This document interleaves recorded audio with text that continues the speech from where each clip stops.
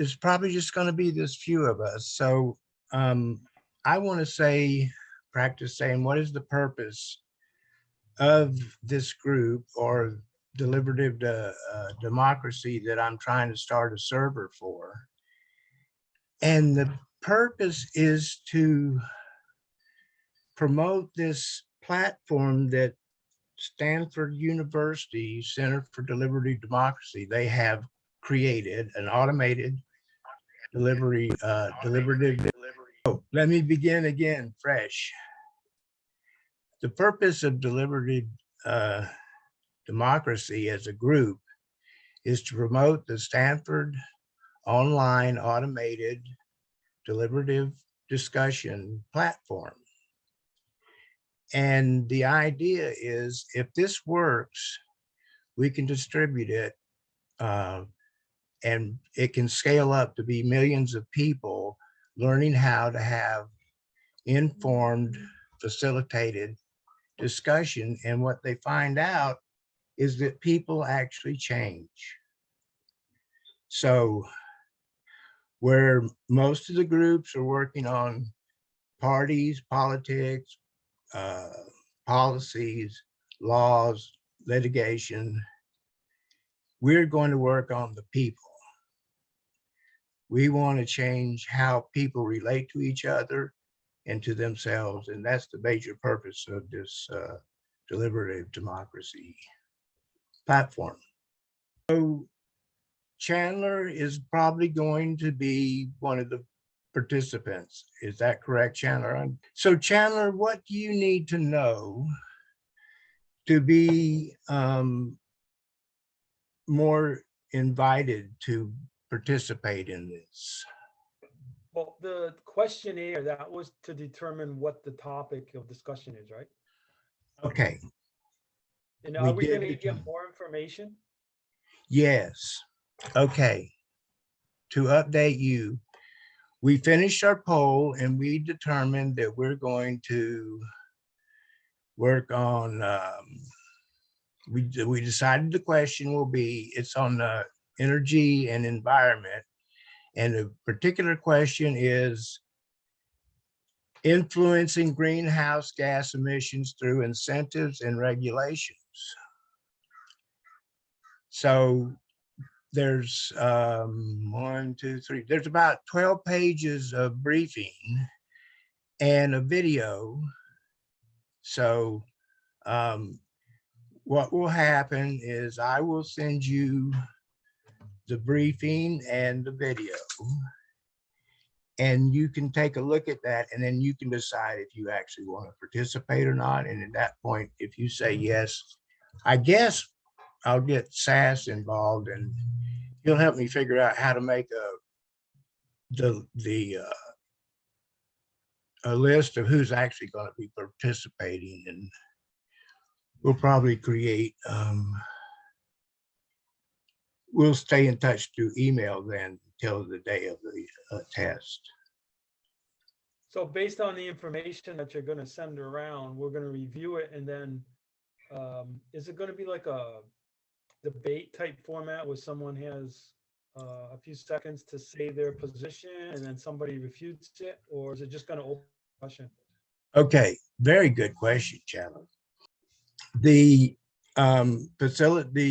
automated facilitator will introduce the topic, and there'll be a brief statement about what it is, and then on the side panel there'll be for and against, pro and con arguments, and then we'll each be given 45 seconds to make a statement, and then the facilitator will put us in a queue, and we'll then we'll come up on the queue, and then when it's our turn to talk, we'll say what we're saying, and we have 30 to 45 minutes, so we can cover a lot of ground.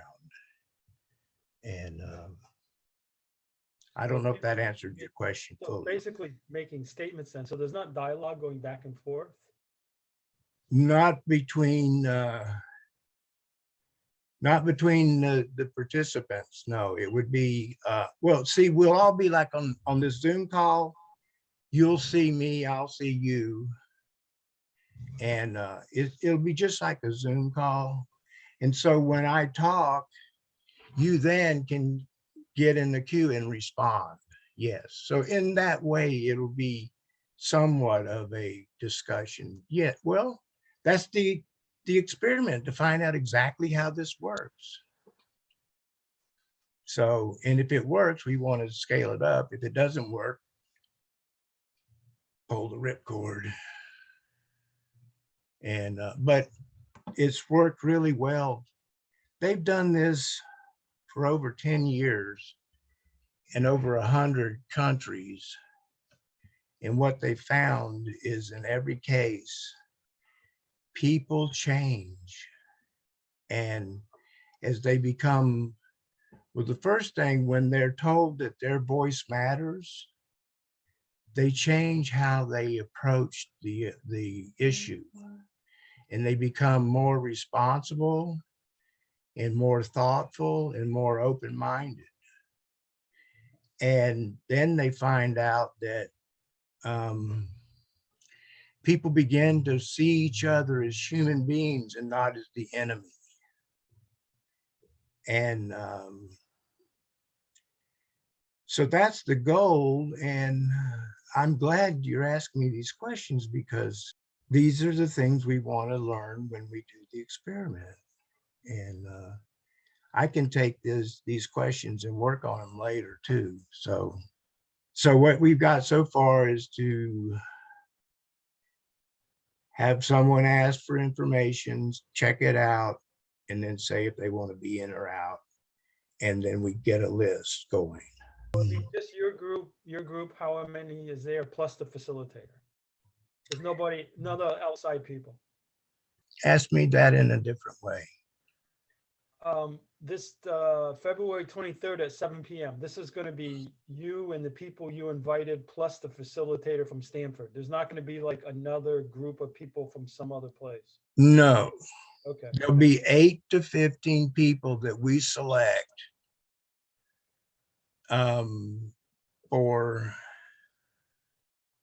for the experiment. So you would be there, I would be there. If Richard wanted to play, he would be there. But really what I'm hoping for is to get a more diverse group of people, and where we're all on the same page, it's not going to work too well. Exactly. And because I was a carpenter and spent my recovery with men, I don't know many women. So it's going to be, SAS is more involved with the voting process, and that's mostly women. So he will invite some people, and we'll see. We have, what, less than 2 weeks, but that's plenty of time to do this. All the questions I have. Thank you, Yeah. Chandler. Richard, do you have anything to say before I ask you about what you're doing? Well, I would have to say at this point, I'm out, Right. and I'm certainly willing to describe my concerns.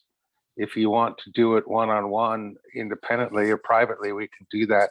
If you want my view in this open forum, I'm happy to do that as well. I must tell you, it's quite contrary to your presentation. Well, are you saying that you want to protect me by being private? Because I don't mind being exposed. Well, what I have to say is, again, entirely contrary to what you presented. If you'd like my view here, I'm more than happy to continue talking. So, please. Oh, all right then. I have serious concerns about this going forward, and there are a variety of different reasons. But let's imagine, for example, a cruel empire, and it is nobles and serfs, and the serfs will act up and revolt against the emperor. Now imagine that the emperor has rigged a bunch of armaments, flintlocks and such, to explode when they're used and kill the people that are pulling the trigger, not the people on the other end of the barrel. Okay. That's what I see this as. I see this as the empire handing you defective weapons that will kill the revolution. Now, Oh, I know I have to go further in explaining this because that's a really an obscure concept, but you must understand that real change, real human, personal interaction change begins with people, not with machines. If we are going to make changes in this nation that reduce wealth inequality and return our government back to being responsive to the voters and not to their multi-billion-dollar corporate contributors. And what we have here is AI is one of the primary tools that not only the billionaire class in this nation will use, but internationally will use. So you mentioned earlier that this AI project actually changes the way that people think, and that people become more interactive and more willing. I see this particular experiment in AI being a primary tool of the multi-global billionaire community to as a way of not manufacturing consent, but manufacturing compliance. It's frightening to me. very good, Richard. That made total sense to me. And however, I don't think, and I may be wrong, I don't think that this is in the hands of the billionaires, or if it is, at what point do we take it away from them? Because AI ain't going away. Well, neither are the people. Right. And so this isn't to change opinions, it's to change, well, it does change opinion. It's based on information, pro and con. People, they move their opinion one way or the other. But the major point for me is to get people to open up to their authenticity and not be stuck in this, you're my enemy, and this total rancor. It's like, so if it turns out that what you're saying is that AI is leading us down the path to more of the same, well, then we won't do it. But I'm very thankful that you put that red flag out. And so that's something that we can watch for to see if the facilitator actually tries to take us in a certain direction, or lets us find our own way to each other. It's fear, it's that division, it's the fear and the hatred that keep us from moving forward. And so those are the two things I rely on at this point. Does that help? Yes, and that is what I'm hoping, that this getting people talking to each other is going to dissolve that fear of being seen authentically and the hatred of the other. And maybe it's a pipe dream to think that by getting people to talk to each other that they can get there, but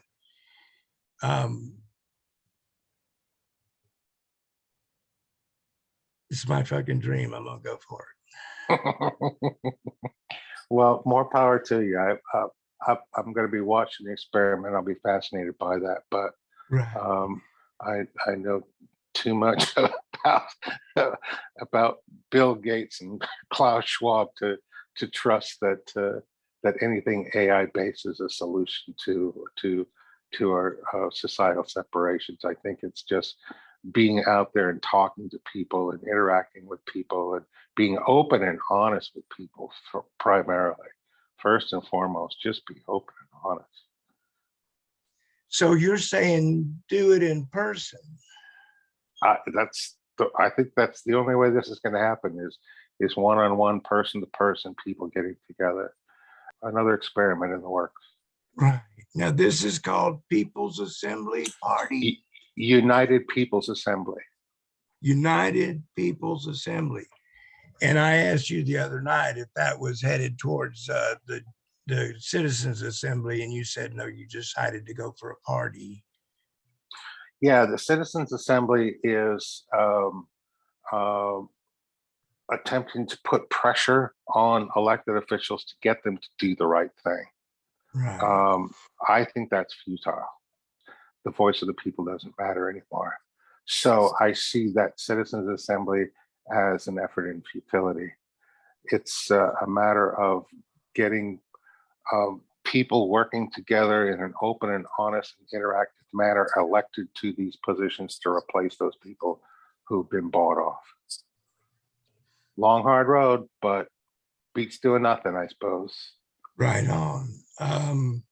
Now, in Ireland, what they did was they came to their conclusion.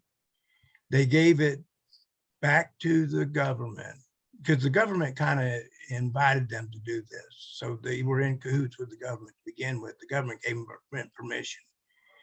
And then the government tweaked it in whatever way they tweaked it. Then they put it to the people for a referendum. And then what the people voted on, they put it into their constitution that abortion would be legal. And they did that in Ireland. So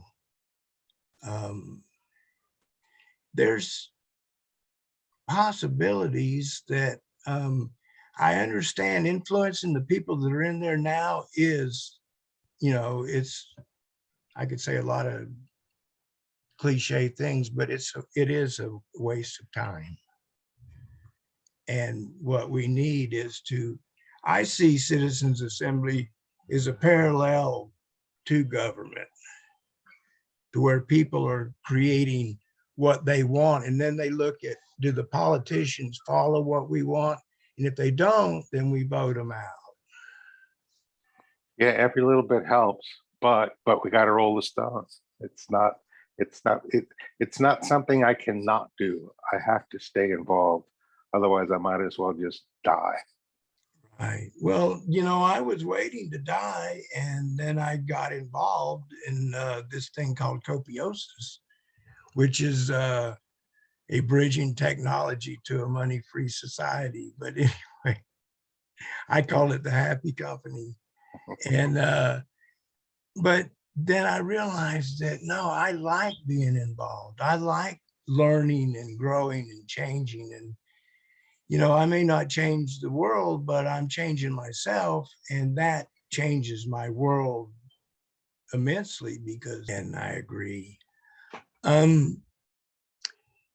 It's kind of like, if we look for the outcome right now, it's very pessimistic in my view, that it's because it's a uphill battle and it's a long road.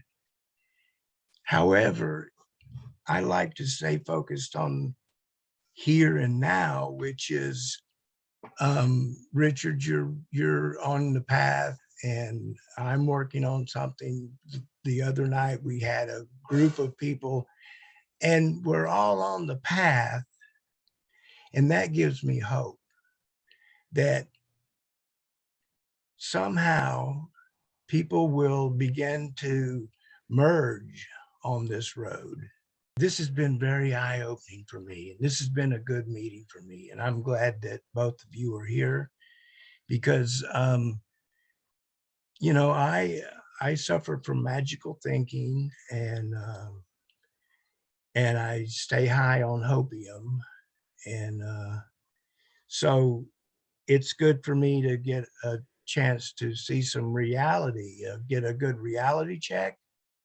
And So now I really see this more as an experiment and not as the solution where I was seeing it before. So I thank you for that. Richard, what is your path forward?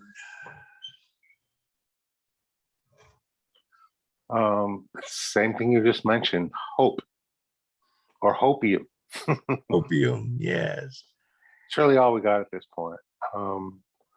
We're trying to defeat that monster with sticks and stones, and the only way it can happen is millions of people on the same path, millions of people wanting to reestablish justice and promote the general welfare. Those are the two things I strive for. And coming back full circle on the question of an AI guided coming together of people. Again, my skepticism is about the reliance of the wealthy and the powerful on the future of AI, and to use that tool to try to bring people together. And maybe it is practical and maybe it is isolated, but I realized that the goal of this particular experiment is to get to the people to the point where I'm already fortunate to be, I think, and that is to not fear and to not hate, and to keep first and foremost not necessarily my goals and my feelings and the things that I feel I need, but rather the things that I think we need. I mean, there's a reason the Constitution begins with the words, "We the people." It doesn't mean the same thing now as it did 200 some years ago, but it's valid. It's valid. And it says to form a more perfect union. And my buddy Sass was running for Congress, and he had the 4 pillars, and his 4th pillar was to diversity without division. And you know, it's like I hear everybody that I'm in contact with talking about bringing the people together. And so maybe I'm barking up a tree with no squirrel, but boy, howdy, if this helped people come together, it would be a good thing, I think. And but if it brings them to the corporate viewpoint, then no, that's not good. Well, I can guarantee you that I will not be brought to the corporate viewpoint. So Yeah, maybe I should maybe I should participate in your experiment as an anchor. right. Well, I consider Dio an anchor. I mean, Chandler an anchor, because he is on an island and he's not got one side or the other. And so, in other words, you start out with one that's there in hopes that others find that path to say, wait a minute, I'm not in allegiance to anything or anybody. I'm about finding out the truth and coming from my authentic place. So we're at time. It's been a distinct pleasure, gentlemen.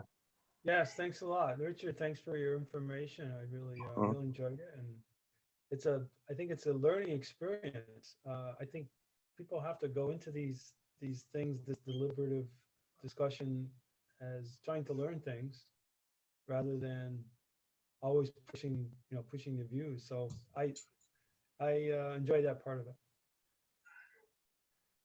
Thank you for your information. You're welcome. Thanks for asking.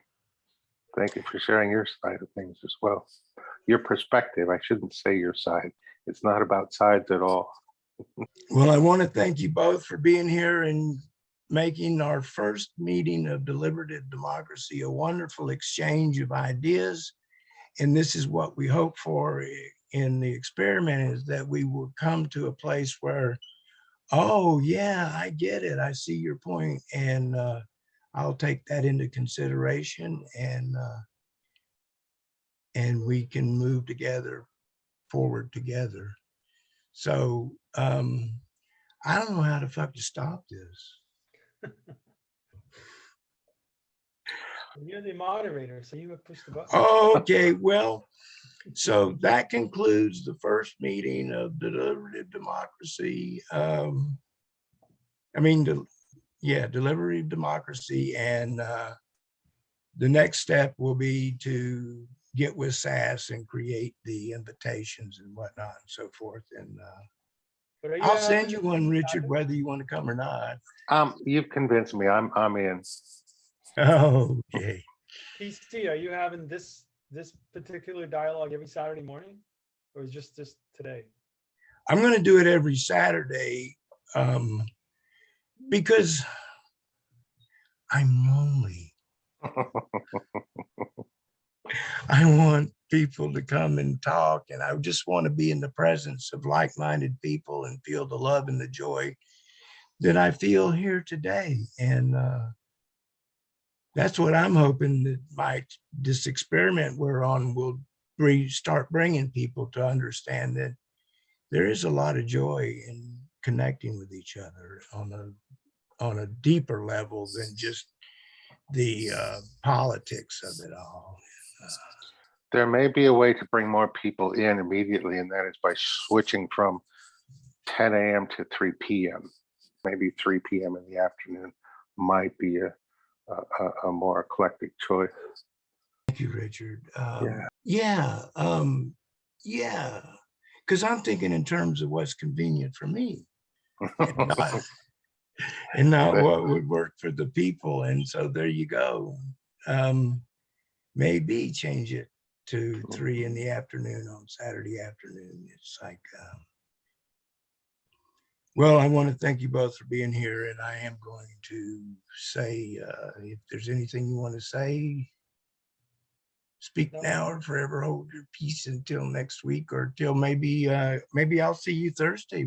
And then I think in terms of, well, maybe if this works, one of the things that people can discuss is their policies, pros and cons on their policies, and help them refine what it is that they're presenting as far as the consensus of the people. Well, once again, thank you for inviting me. I totally enjoyed this session. Thank you, TC. Thank you. You guys made it real. So, okay. Have a good day, y'all. Bye. Bye.